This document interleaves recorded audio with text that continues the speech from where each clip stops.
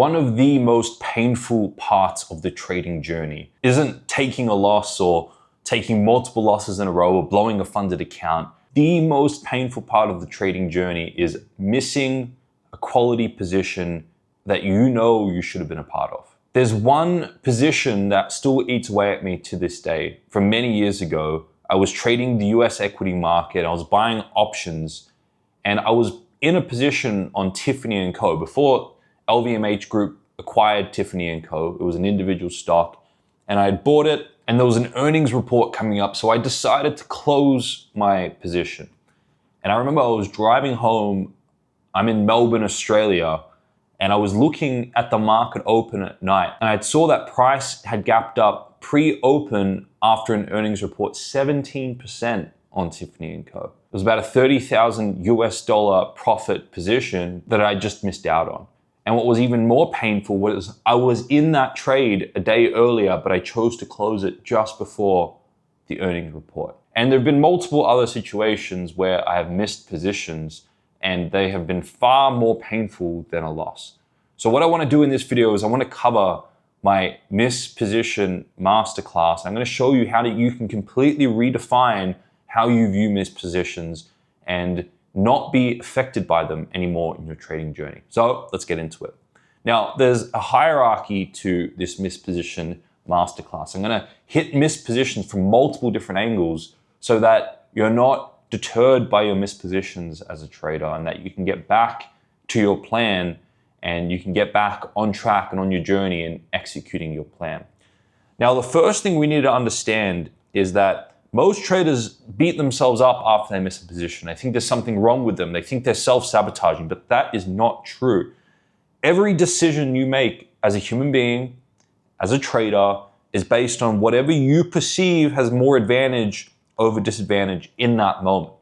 No human being ever moves a muscle without a motive. And if there's a motive to move an action, to make an action or to make a decision, it's because in your mind at the time of making that action or decision, you perceive more advantage than disadvantage in that moment. Traders who miss positions, let's say for example, there's a trade on and you're at the charts and you're umming and ahhing whether you should take it or not. In that moment, if you decide to stay out, you perceive more advantage than disadvantage. Now it's only painful when you look back on the trade and you see it was profitable and now you have this fantasy in your mind of being part of that profitable trade and now you're beating yourself up for not getting involved in that trade. But as we're going to cover very shortly, if you look back on that trade and it was a loss, then you're elated in that moment that you didn't get involved in that trade because you avoid the loss in that moment. So every decision we make as a trader, you firstly have to understand is what you perceive has more advantage and disadvantage. Now, if your certainty in that setup doesn't exceed the fear you experience of getting in that setup or the fear you experience of experiencing a loss, then you're not going to get into the position. So if you want to stop missing positions that you're at the charts for, then you have to raise your certainty in the overall setup, or you have to lower the experience of pain and risk of being in that setup. Because your mind is constantly going to be making an equation before you trade, weighing up the benefits versus the drawbacks of taking a certain position. So you can either increase your certainty of taking a setup by doing testing, and by really getting clear on your entry models and your circle of competence, or what you do is you lower the risk component of that trading position by lowering your risk or by adding extra layers of protection or widening your stops or whatnot to lower the perception of fear and the pain of getting in that position. But missing positions isn't random. It's a very specific calculation of what you perceive has more advantage and disadvantage in that moment. And I guarantee you, if you become certain, let me put it this way, most traders miss positions that they're at the charts for because they're not really certain enough in their strategy and their edge, or they're coming off a losing streak and the pain they've experienced and the fear of experiencing another loss and another bout of pain is greater than their certainty and their edge. But this all points to how certain are you in your circle of competence and your entry model and your risk management and your entries and exits and your trading plan. It always brings you back to becoming more certain and doing more testing and building a trading strategy that you absolutely know without a doubt over a large sample space, you're going to end up profitable. You may not be profitable in this individual trade, but over a large sample space, you'll be profitable. And then you go into trades not expecting this trade to be a win, not putting so much pressure on this trade to have to be a win, and therefore not creating this fear of taking a loss in that trade. So you can just execute your trading plan irrespective of whether the outcome's a win or a loss.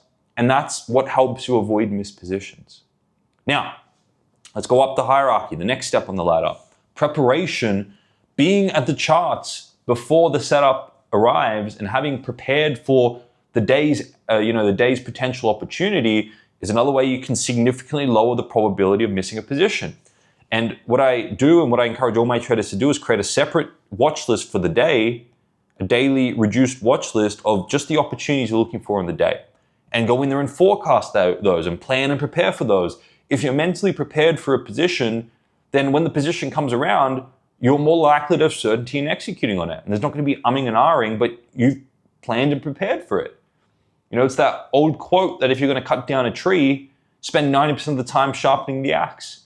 And it's about preparing for the day's opportunities. And then when the market aligns with your thesis, you just execute. It doesn't take long because you've already made the decision during your preparation. Now, the next part of this is all about risk. Now, I kind of alluded to this over here, but a big reason why traders miss positions is because the cost of getting into a position, meaning what they're risking and what they're fearing experiencing through a loss, because the dollar amount they're risking, the cost of that position is too high for the trader. They may have come from a losing streak and they're scared of experiencing another loss, scared of paying that cost again, or they're just risking too much, or they don't have a risk management protocol that they truly believe in. So there's too much pain and too much cost associated with getting into that position. Now, at times that's wise because at times having the fear of the risk and the fear of the cost and the fear of taking the loss keeps you out of positions you don't have any certainty has an edge, but it's a balancing act. So you want to build a risk management protocol that has a high enough cost so that you don't take unnecessary, silly trades, but not too high that it stops you from taking trades that are part of your edge. So what I encourage every trader to do is to build out a risk management protocol that allows them to take 100 trades unemotionally without blowing up. That means they have already pre-built and run the numbers on how much they're risking per trade, no more than 1% of their total account size, how many losses they can experience a day before they stop trading, no more than 2 losses a day, and how many trades they're taking per day, no more than 3 trades per day. And when they go deeper into drawdown, set up some sort of a drawdown protocol to lower the amount they're risking so they can protect their account. They don't hit max drawdown. And when you build a risk management protocol that allows you to unemotionally take 100 trades without hitting max drawdown, then guess what? You take the pressure off yourself that you have to win the individual trade, and you significantly lower the fear of a loss on that individual trade. And all of a sudden, you don't experience this umming and ahhing and this hesitation and this missing of positions. But you see an opportunity that you prepared for, you just execute because you're allowing your process to play out over a large sample space. Now, here's an interesting perspective on missing trades. Traders only beat themselves up over missing trades that were profitable. I've never heard a trader come to me and say, I missed this trade that ended up being a massive loss and I'm extremely disappointed by that. You don't hear that at all. Traders only miss and resent missing positions that they look back on and it was a profitable win. They create a fantasy of being in that trade and all of a sudden they resent, by contrast, their current reality of missing that trade. But the truth is trading is an unpredictable sample space.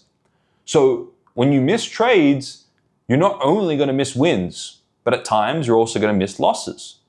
So if you broaden your perspective over missing trades over a large enough sample space, you'll realize that you miss both wins and losses and they average themselves out to help you stick to your trading plan. Over a large enough sample space, missing trades will actually approximate itself out because you'll miss both wins and losses. And you'll avoid some losses part of your edge and you'll avoid some wins part of your edge, but over time, you'll still approximate your edge. So don't fear missing positions if you have proper processes and you have a broad enough perspective and you're in it for the long run. And then finally, you know what? A little bit of pain is not all that bad. Like I said, a healthy fear and a healthy pain stops you from taking silly trades. And really your assessment in your mind as a trader is, am I willing to pay the cost of what I'm risking on this trade?